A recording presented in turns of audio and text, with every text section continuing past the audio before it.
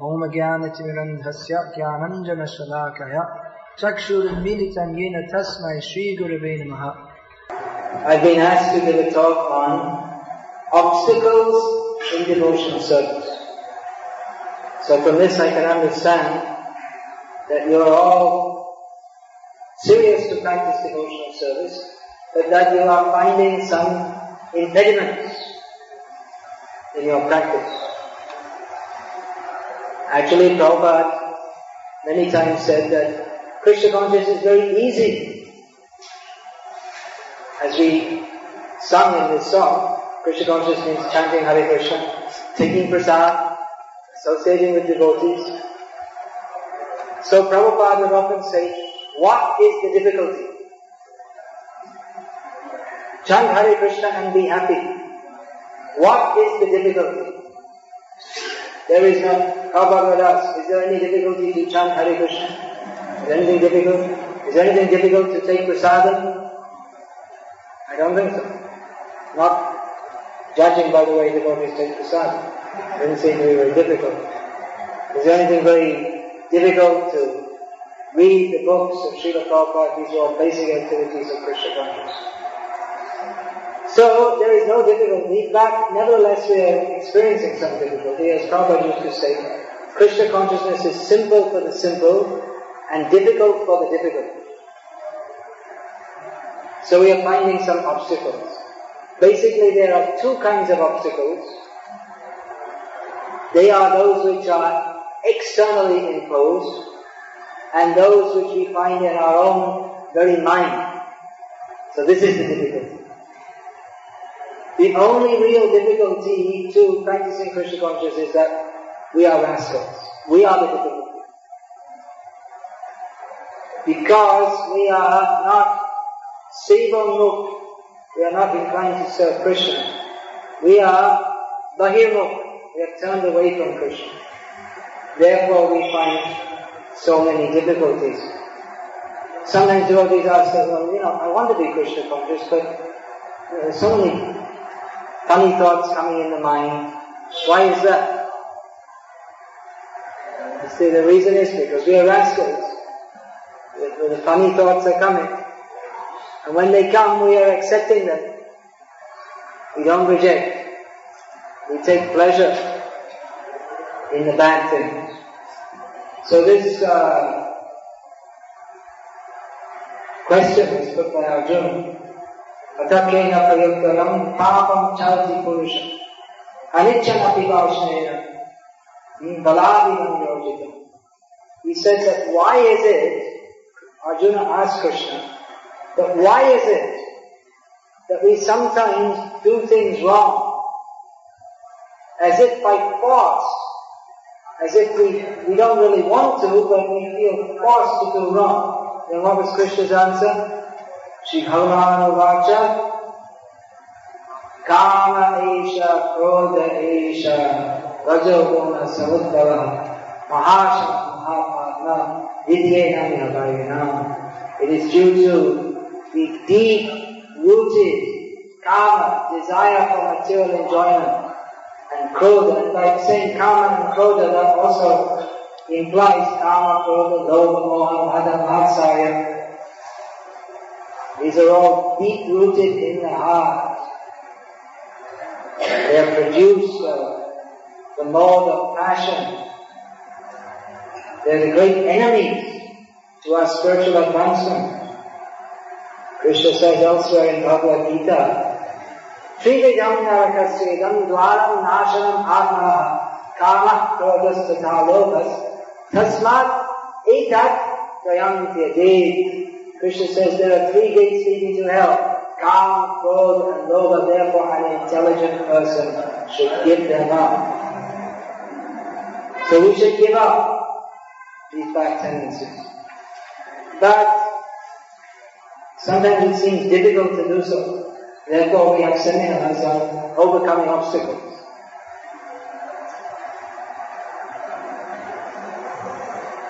As I was saying, there are two kinds of obstacles, external and internal. So external obstacles we'll have to try to adjust this. External obstacles may manifest as, often we find that, for instance, but their husband is against it, or not very enthusiastic, or their wife is against it, or their parents are against it, or their children are against it, or their teachers are against it. So that's one kind of situation.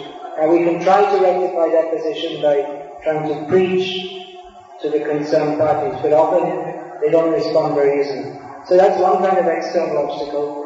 Another kind of external obstacle might be, for instance, that one has to work so hard and there's no time practically. Time is required to practice sadhana.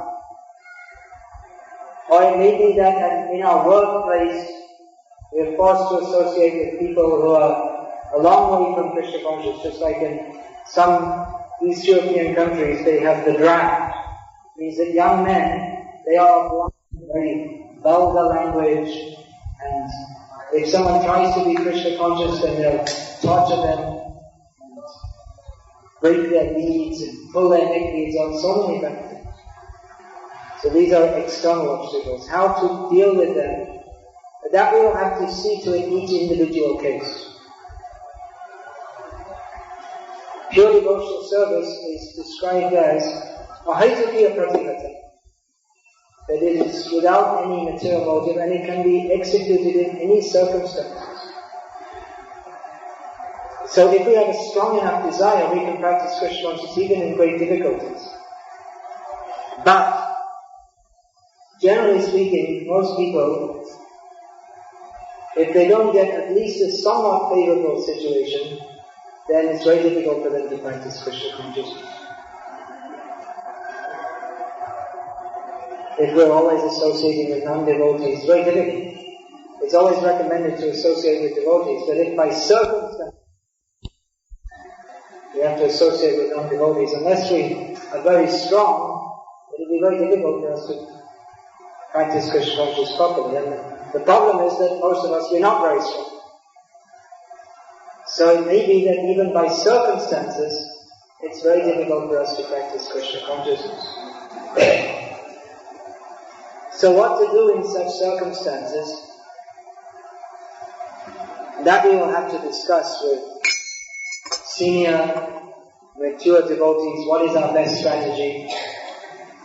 In many cases it might be better not to try to fight with people who are against Krishna consciousness, but to tolerate them.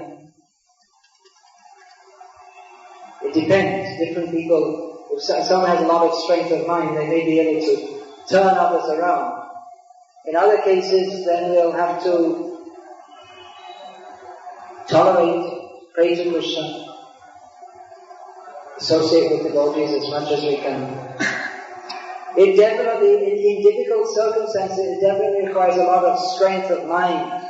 In other words, conviction that I must practice Krishna consciousness, whatever. So this kind of test can actually help us to advance in Krishna consciousness. What may seem like an obstacle can actually be the means of our advancement. If we're in a difficult situation, but we're determined to be Krishna conscious despite the difficulty, then that can be the cause of our making more advancement. And Krishna will be very pleased that we struggle in difficulty to serve Him. In Bengali there is a saying, Kashtana kale keshto milibena. If we don't take some difficulty, then we cannot attain Krishna. Shreyamsi bahuvidinani. In Sanskrit it is said that if we try to do anything Shreya, which is for ultimate auspiciousness, then bahuvidinani, many obstacles will come. So if we take to pure devotional service, we can expect that there will be many obstacles. Many times people take to Krishna Bhakti because they're finding many difficulties in their lives. But actually, if we are serious to serve Krishna, the difficulties won't go away. We might even get more.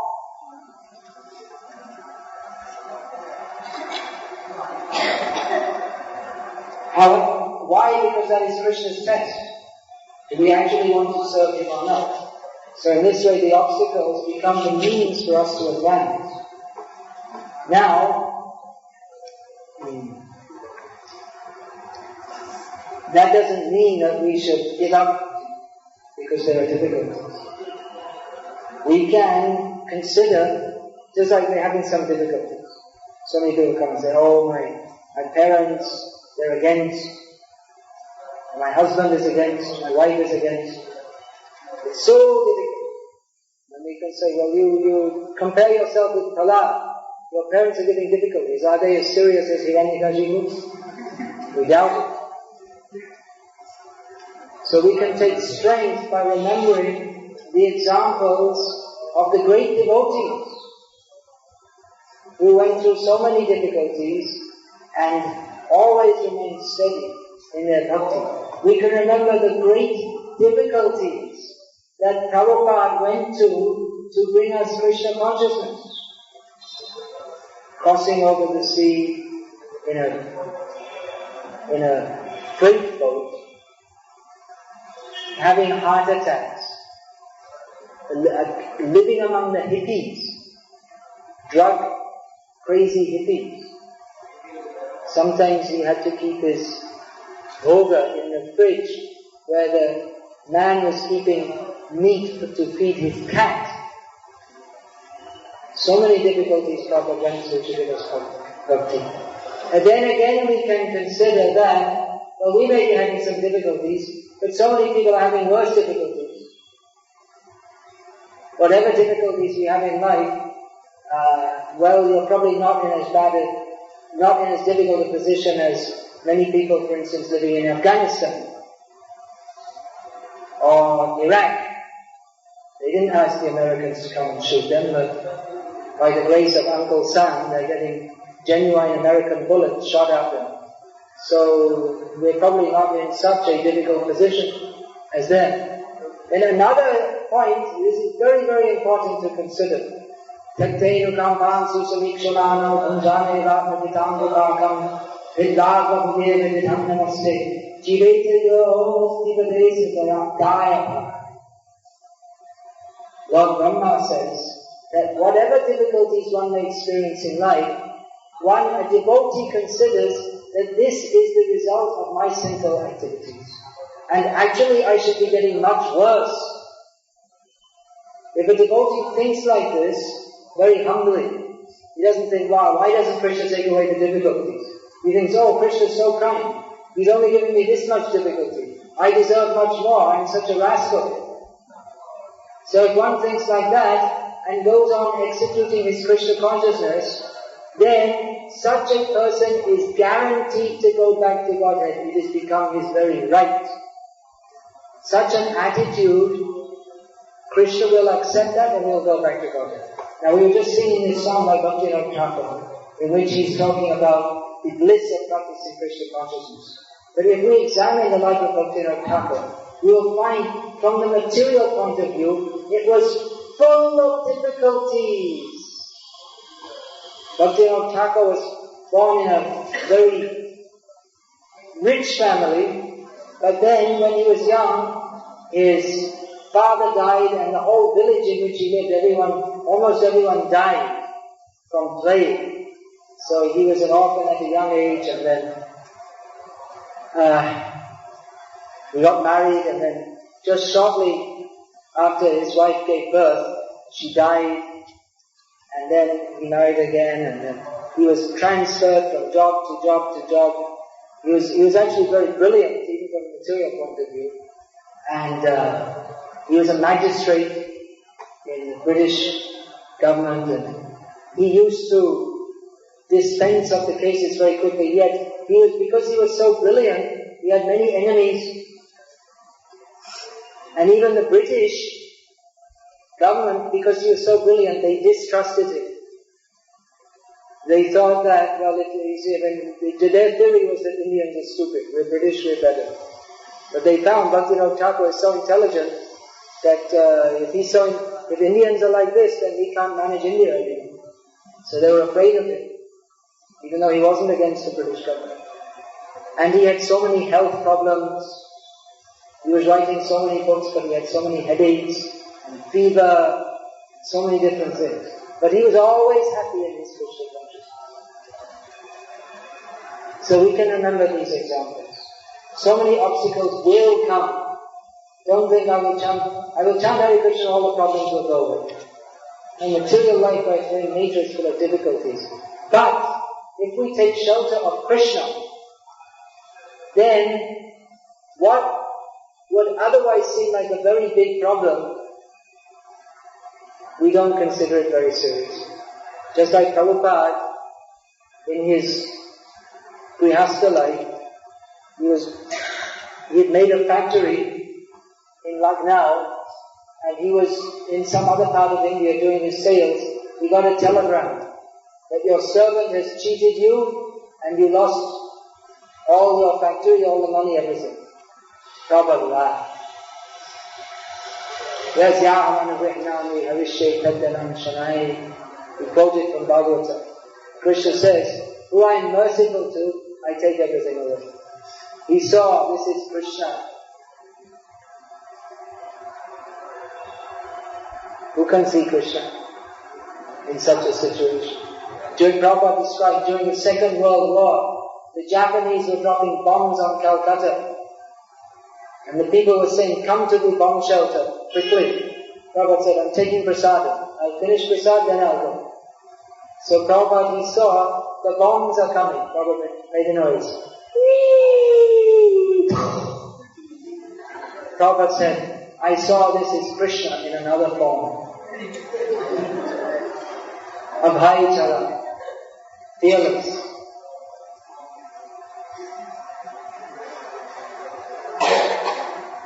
So these are external obstacles.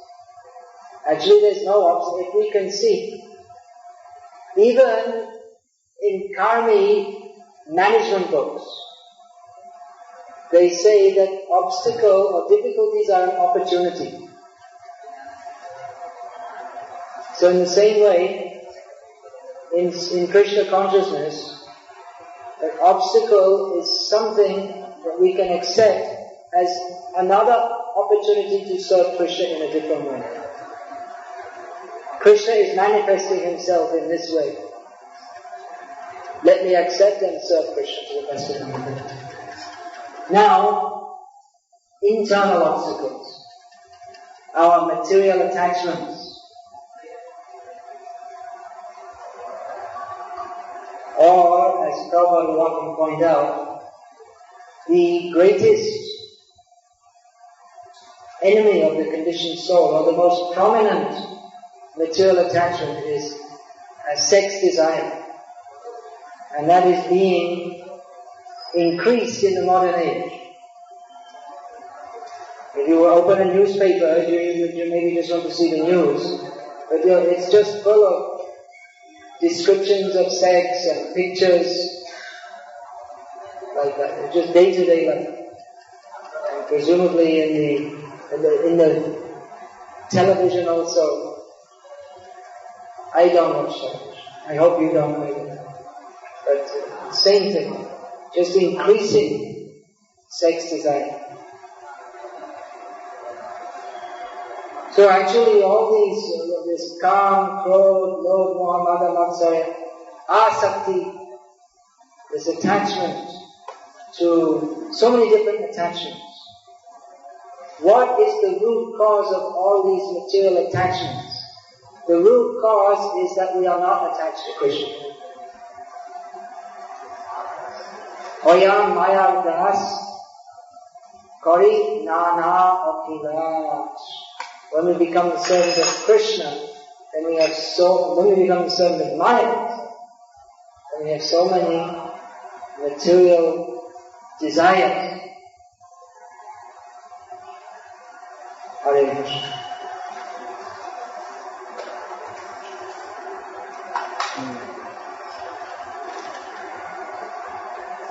Maya is very kind. It is also made by Maya. We can use for serving Krishna. Who made this? Yourself? You offer to Krishna? So, We can take this and use for Maya, for our own sense enjoyment, or we can offer to Krishna. So this asakti, this material attachment, the root cause of this is that we are not attached to Krishna.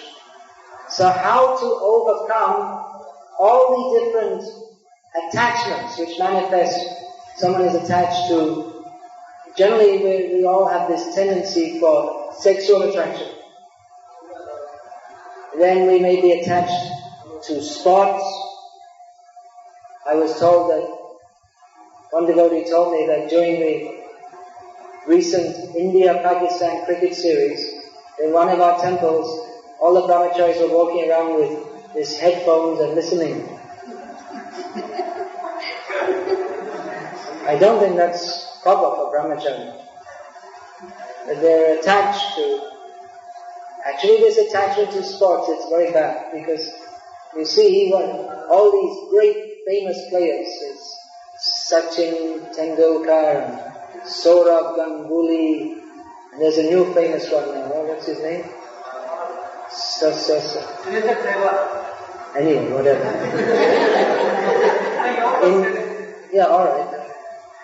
In Bangalore, one of the devotees coming, his name, his parents gave him, is Gavaskar. So previously people used to give names like Krishna, Gopinath, or they called him Gavaskar, he was a previous great cricketer. Now, if we consider all these people, I don't have anything personally against Tendulkar or Saurabh Ganguly or any of these people, but actually they're all meat eaters, isn't it? So we're so, we think, they're such great people and they're so wonderful heroes, but we're supposed to be devotees of Krishna. And if you examine these people, there was Kapil Dev before, they're all meat eaters. So why are we a bunch of meat eaters and they're all engaged in some sport? Why should we glorify them? Why should we be so interested in them? We should be interested in Krishna. Then what other kind of obstacles we like? Attachment to, maybe we want to we're attached to the idea of having a good career, making a lot of money. Does anyone feel like that? Maybe not among our Chennai congregation so much, maybe more among the Bangalore congregation, some might be like that. I'm not saying specific, I don't know. I'm just saying the atmosphere in Bangalore, the general atmosphere in Bangalore among the karmis is much more materialistic even than Chennai.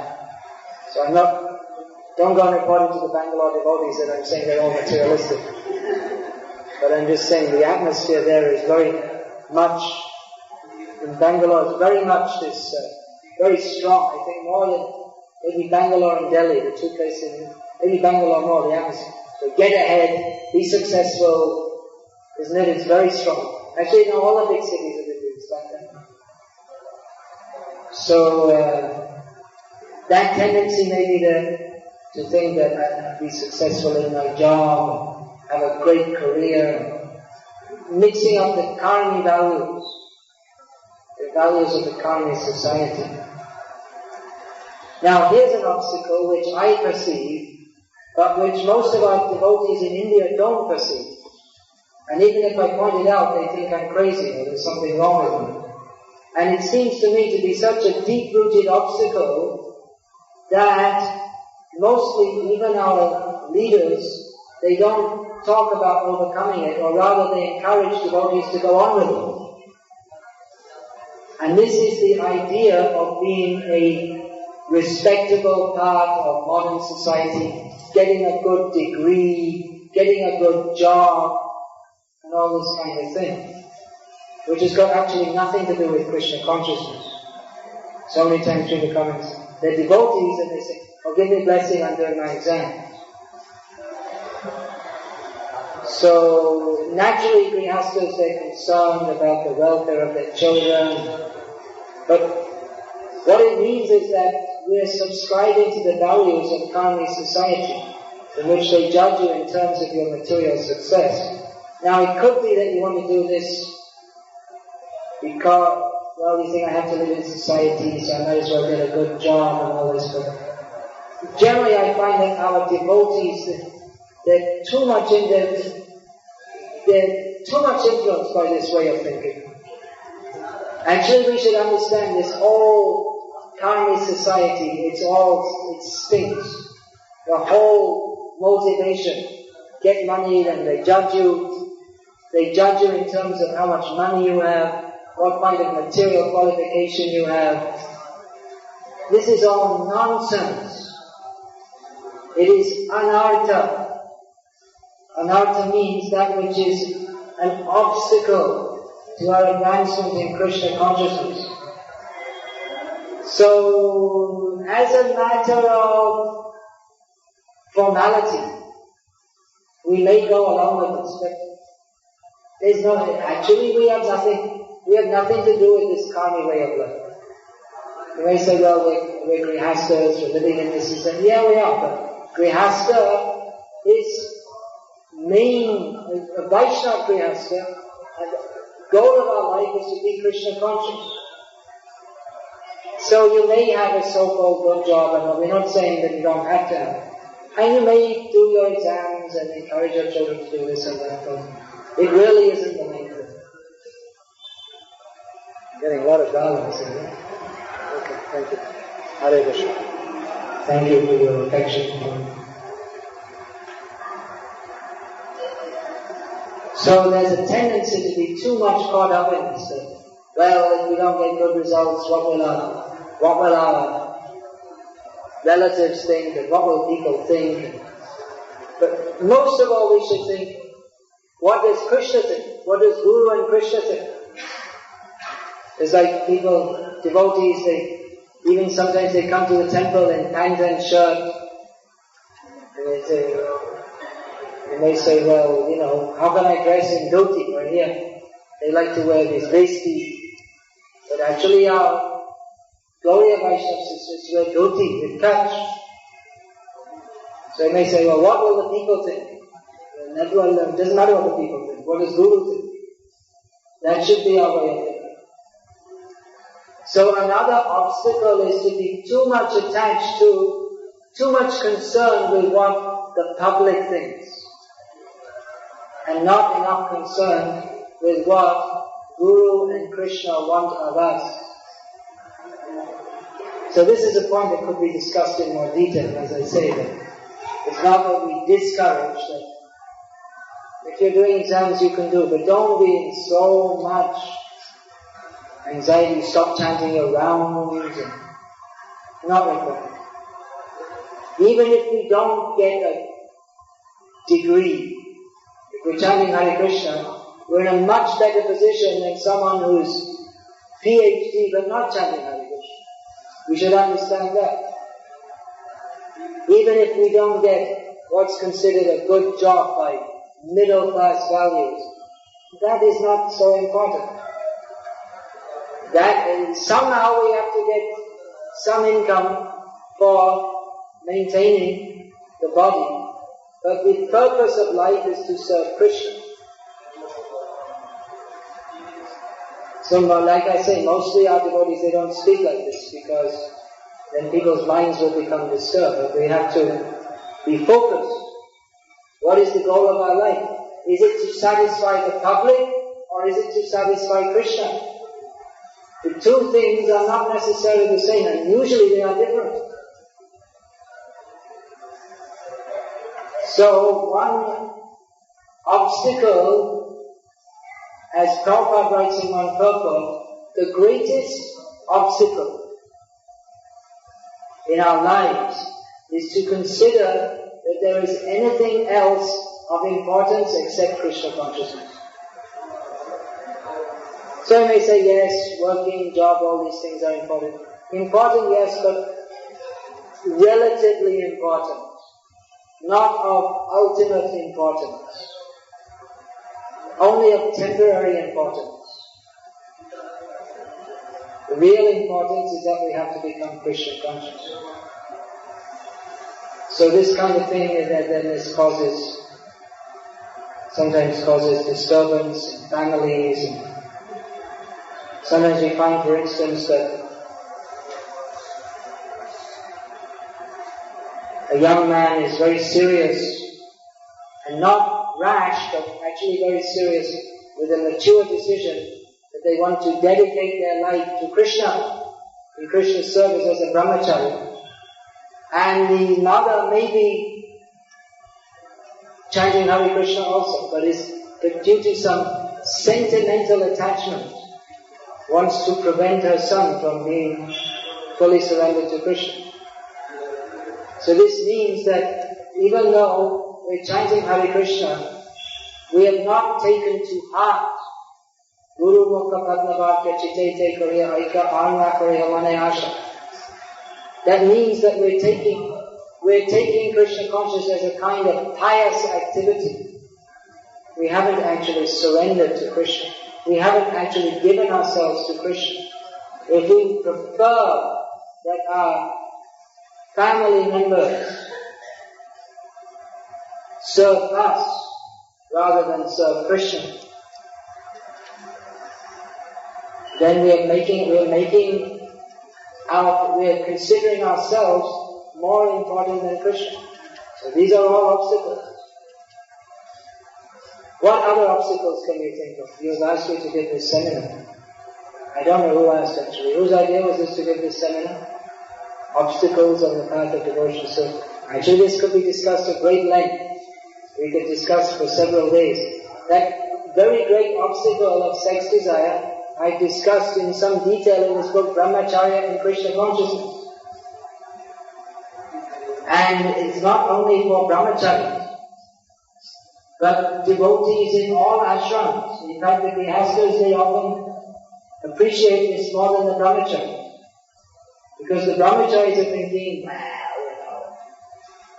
it's not that serious. We'll probably become grihasthas and then we'll enjoy ourselves afterwards. But the grihasthas, they know there's no enjoyment.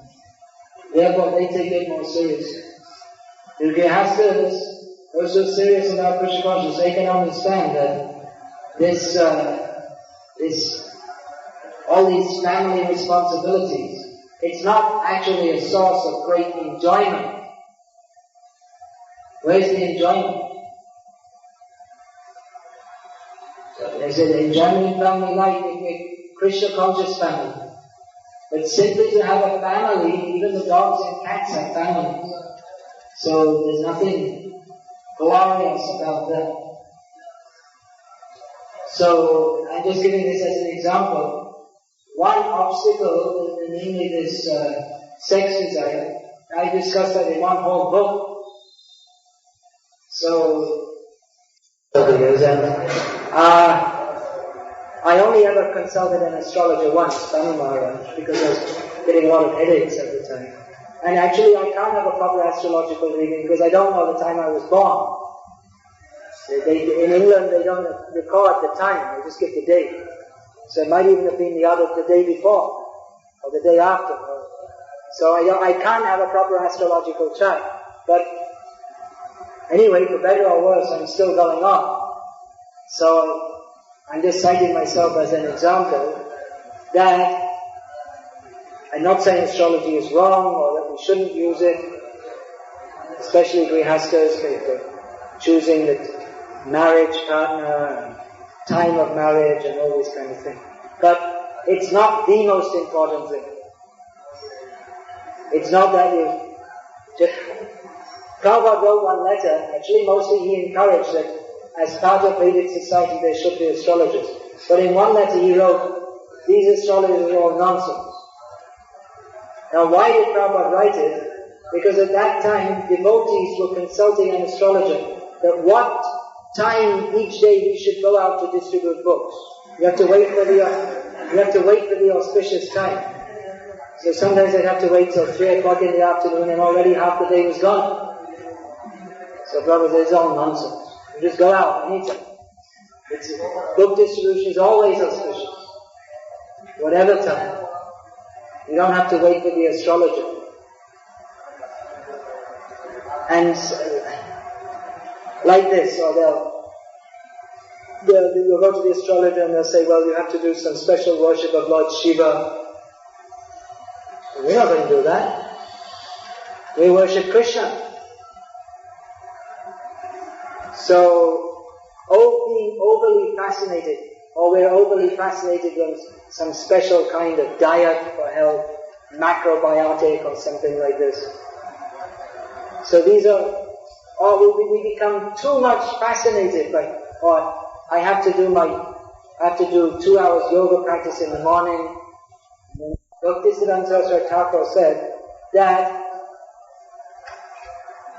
being Krishna conscious, even if sick, is much preferable to being healthy without Krishna consciousness. Because however healthy you are, you have to die. You get another body. If you chant Hare Krishna, you go to Krishna, to Golok Vrindavan. And in Golok Vrindavan, no one does Hatha Yoga. There's no need. Anyway, the body's healthy. There's no birth, death, old age, disease. So these are various obstacles. Now other things are being suggested. False ego, bad association. What is the solution? So for different obstacles, there may be different solutions offered, just like this. If there's too much sex desire, then one is not married, one is recommended to become married, and then that desire for sexual indulgence, that can be used for producing Krishna conscious children. Or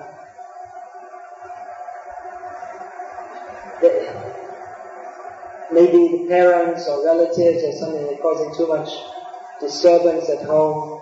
So maybe we can have some elder member, respected member of our Vaishnava community, go and speak to them. So there may be different ways to tackle different various obstacles, but the main thing we have to understand is the real obstacle is our own material attachment or our own lack of desire to fully surrender to Krishna. This is the main problem.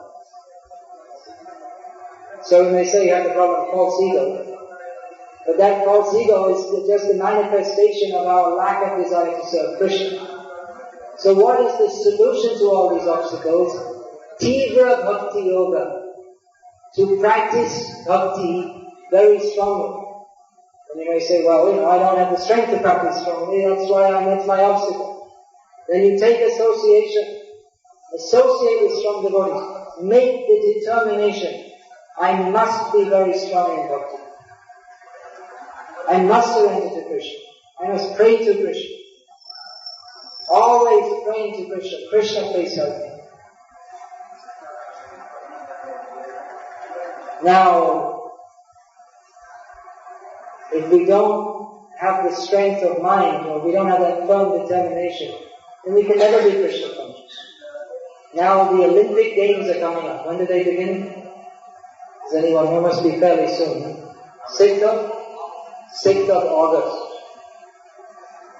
Another madness. Because there's cricket madness, and then election madness, then Olympic Games madness. So, who will win the gold medal? There are so many gold medals, so many different sports. Shooting, boxing, running, 100 meters run, 200 meters run, 400 meters run, marathon. Who can succeed? Who will be the glorious gold medal winning champion? Someone who is very determined. To be a successful athlete, you have to follow so many rules and regulations. No late nights. Diet is very controlled. Very strict discipline. So much training. Unless you do all those things, you can't even get in the Olympic team. To be an athlete, you have to be so much committed. Just for the useless getting a gold medal. It's just like this weightlifting.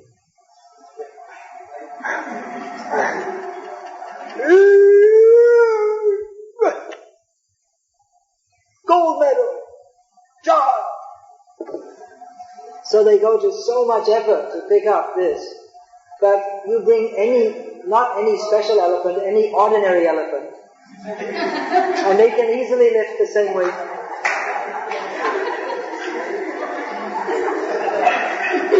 So what did they gain by doing that? What they gained is, in their next life they'll become an elephant. You want to pick up heavy weight, and then Krishna will see, this person, they're going through so much difficulty. You just make him an elephant, and then you'll be easy for him.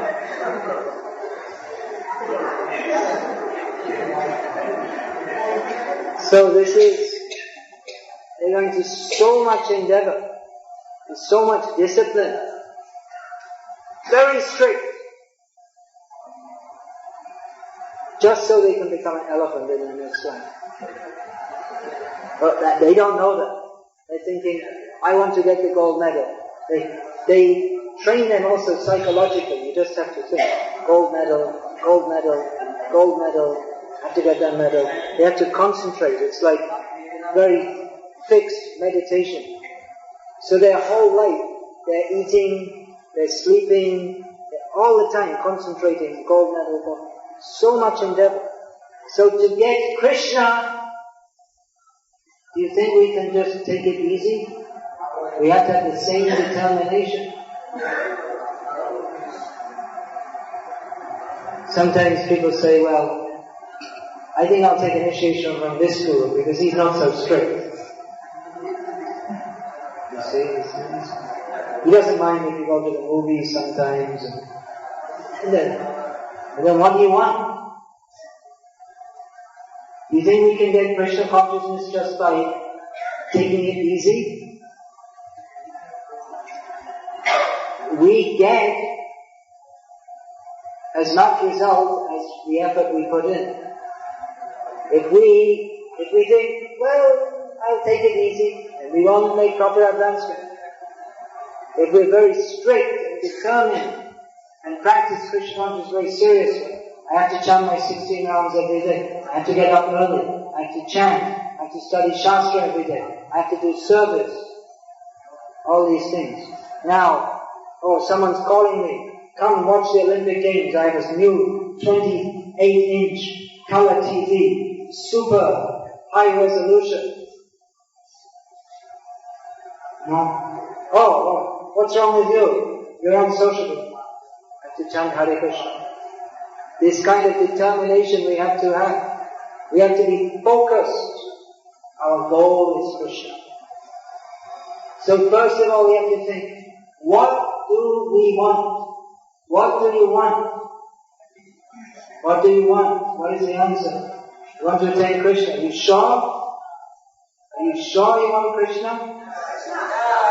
Now, do you want Krishna to be according to the way you want him to be, or are you going to adjust yourself to the way Krishna wants you to be? Because if you think that I want Krishna and Krishna will bless me so I can have a very nice, comfortable material life, or I can get Krishna praying the easy way, just by lying on my bed and doing nothing. And Krishna won't mind if I sometimes, watch some cartoons on TV. This is cheating. Self-deception. We cannot cheat Krishna. So, are we saying that we want Krishna, or do we actually want Krishna? If we actually want Krishna, then we will do whatever is required to attain Krishna. Then we won't cultivate anarthas. Anarthas such as the desire to be a very big, important person in this material world. Anarthas such as desiring India to win the cricket match with Pakistan. This is nonsense. We have nothing to do with this. If an Indian wins any medal in the Olympic Games, do Indians ever win any medals?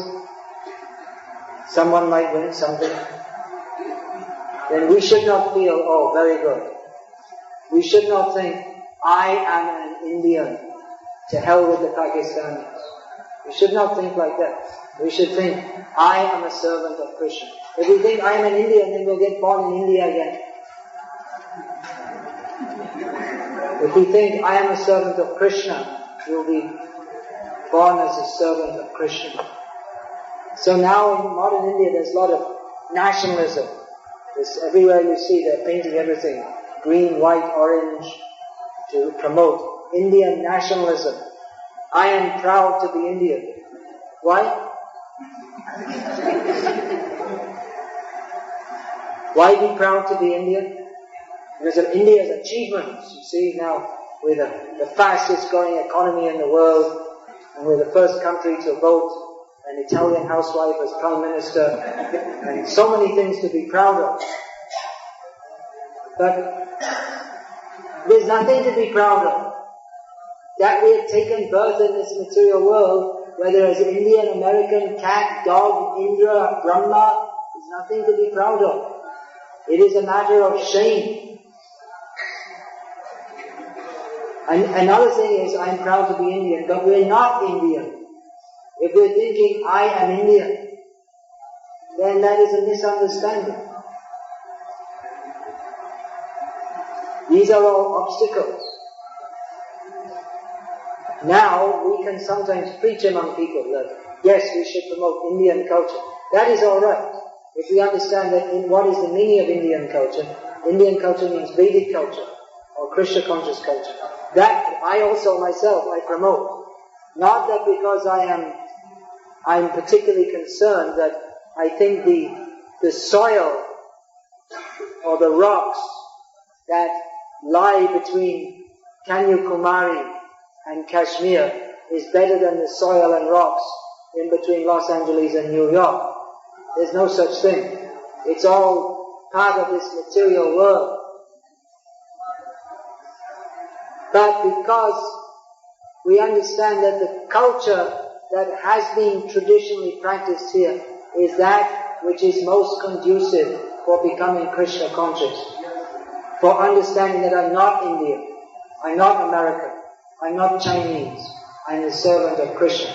From this standpoint we can promote Indian culture. But if we think I'm Indian and India should beat Pakistan in the cricket match or in the war or like this is simply bodily identification, which is an obstacle in the path of Krishna consciousness. So we should be determined to be Krishna conscious and understand what it is. Another obstacle in Krishna consciousness is not understanding what it is. We may think Krishna consciousness is something very nice, very pious. What does actually surrender mean? What does it entail? It means giving up all our material attachments. Prajahati yada kamam sarvam artha manogata. Giving up all the material attachments completely. So that requires some work. Krishna consciousness is very joyful, but at the same time it's a very serious practice. So we have to apply ourselves very seriously. We cannot expect to make proper progress. We cannot overcome the obstacles unless we very seriously practice Krishna consciousness. It's not going to happen. Just like you're not going to get in the Olympic team, or you're not going to win the gold medal unless you're very serious to practice. So we should practice Krishna consciousness very seriously. And pray for the mercy of the Vaishnavas. Associate with strong devotees. Pray to Krishna to help us. Then we can advance in Krishna consciousness. Hare Krishna. Are there any questions about this or comments? Any discussion? Demigod worship, yes. Another material attachment. That generally people before coming to Krishna consciousness, they're attached to worship of different demigods. So we can say, well, we can worship them as devotees of Krishna. But I generally recommend just stop it. Because generally we remain attached to the temple. Then if you were, just like you may have worshipped in Tamil Nadu, it's very popular to worship Murugan. So if we say now I worship him as a devotee of Krishna, then why are you worshipping Murugan only? Why not Chandra, Vayu, Indra? If you are worshipping him to get the blessings of Krishna, then why only him? Why are you worshipping the demigods who you were worshipping before? If your actual aim is to satisfy Krishna, and you're saying that I'm worshipping the demigods to get their blessings for worshipping Krishna, then why you should worship all the demigods? But that's also not necessary. Because, what is that? Yatam tara mula nishechina tripyanti tat skandha bhujopashaka kanopahara shayatindriyamam savarna tataiva savarna chiteja. By Krishna is the root of all existence. So just like by pouring water on the roots of the tree, all the leaves, twigs, branches, flowers and fruits are nourished. So in the same way, if we worship Krishna, all the demigods, it's also included. Or if we supply food to the stomach, then all the limbs and organs of the body are nourished. So we don't have to worship the demigods. So if we say, well, we'll worship, you can do, but it's actually a symptom of our material attention. And it's therefore an obstacle in our advancement. Another obstacle is considering rascals as sadhus. If we think that, well, this Sai Baba actually is very good, and this Ravi Shankar, they're also good, they're also sadhus, we should understand simply rascals. Unless we accept that anyone who is not Krishna conscious is simply a rascal. Namam Mushrino Mudha, Vipadyantena Radhanaha, Maya Pahitagyama, Asuram Bhagavashita. That's also an obstacle. Now certain persons you may say in some way, they are saintly persons. Just like we could say, this previous Kanchi Shankaracharya, this Chandrasekharendra, we can say he was a sadhu, no doubt. He was a saintly person. But he wasn't Krishna conscious. So we may respect that he was austere, he studied the Vedas, but then his philosophy is Mayavad. We reject that totally. So we should know that simply because someone appears to be a sadhu doesn't mean that they're a sadhu. They're misleading actually. So we can say someone like the Shankaracharya, that their behavior in one way is saintly, but then the philosophy they're teaching is actually detrimental to human society. So they're cheating.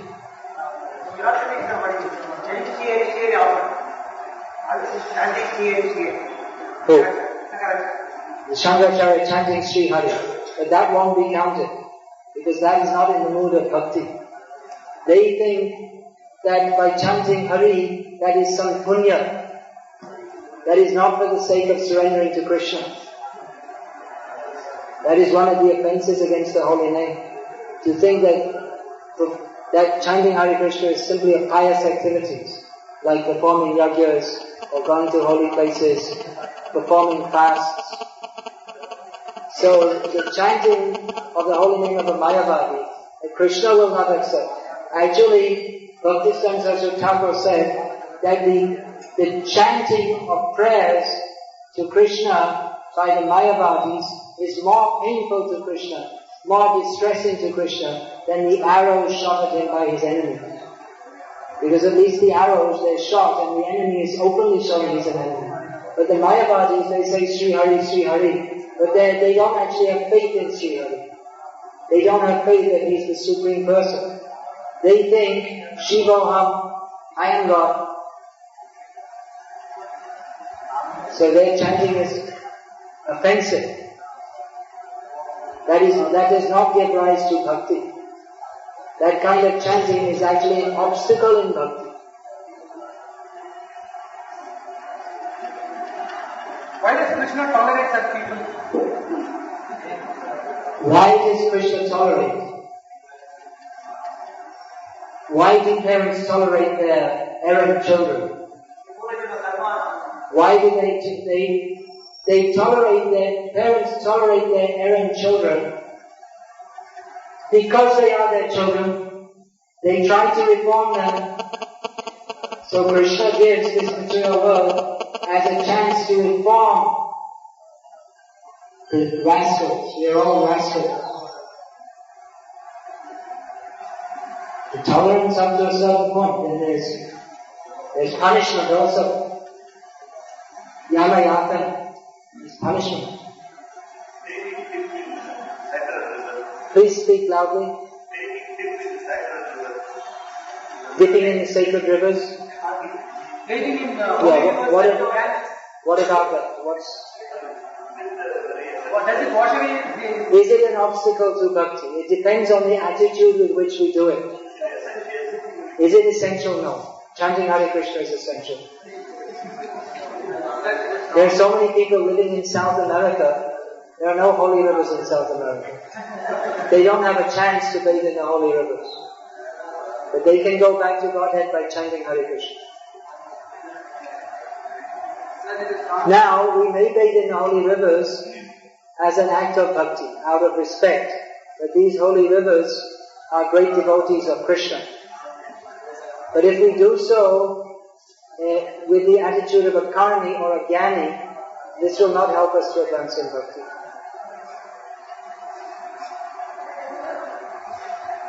Raj, how to understand that we are progressing in devotional service or opposite? How can we understand if we are progressing or not in devotional service? Bhakti parishana bhava virakti ranyatra chaisatrika ekakala prapadyamamasya yathashnata syus tushti pushti shuddha payanabhasa. This verse states that bhakti means experience of the Supreme Lord and detachment from everything else. So, if we're increasing our bhakti, there should be detachment from material attachments. That's one test. And another example that's given in this verse is that just when we're eating, with every bite, we feel nourishment, satisfaction, and diminishment of hunger. So in the same way, if we're advancing in devotional service, then we feel satisfaction in Krishna consciousness. We feel spiritual nourishment, and we feel diminishment of material desires. These are the practical tests. That it is wrong to have a pure desire to Hare if they would serve Krishna with them. Is it wrong to have a desire to have a good job and serve Krishna? It is better to have the desire to serve Krishna first, rather than think that I want to have a good job, but anyway I'll serve Krishna. That is karma yoga. Bhakti yoga means to think, I have to utilize my life in such a manner that Krishna will be pleased. And then we consider how our life should be led on the basis of that. There's a difference. You see the difference? In Bhakti yoga we think, how is Krishna to be satisfied? And we do our work accordingly. In Karma yoga, we do our work, what we want to do, and we think, okay, I'll offer it to Krishna. There's a difference.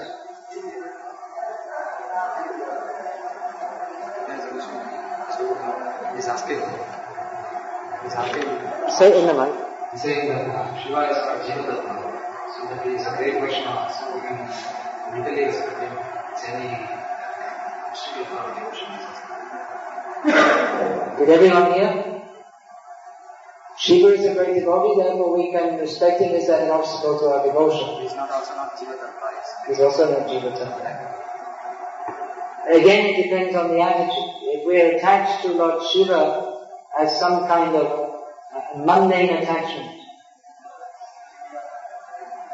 then we'll get a mundane result. We should respect our Srila. There's no question of not respecting it. We must respect. But that respect doesn't mean that we all the time have to go to Shiva temple and offer puja. That is not required or wanted.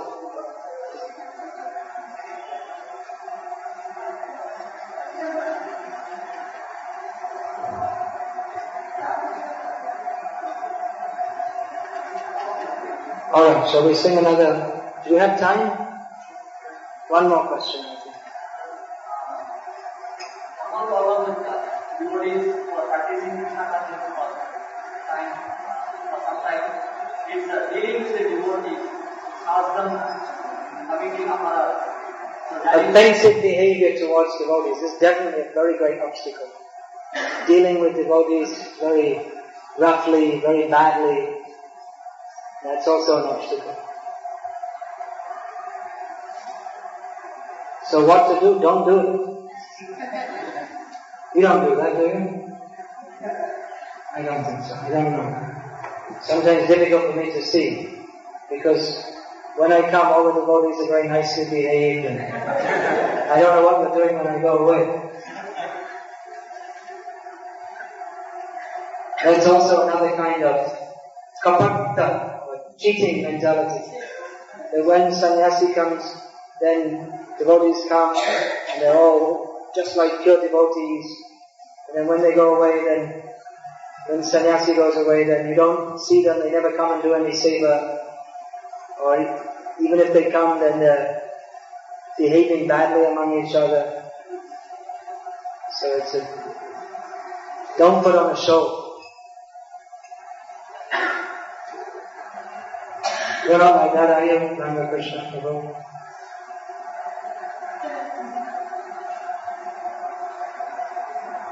He's very nice example. He's nice to serve all the devotees.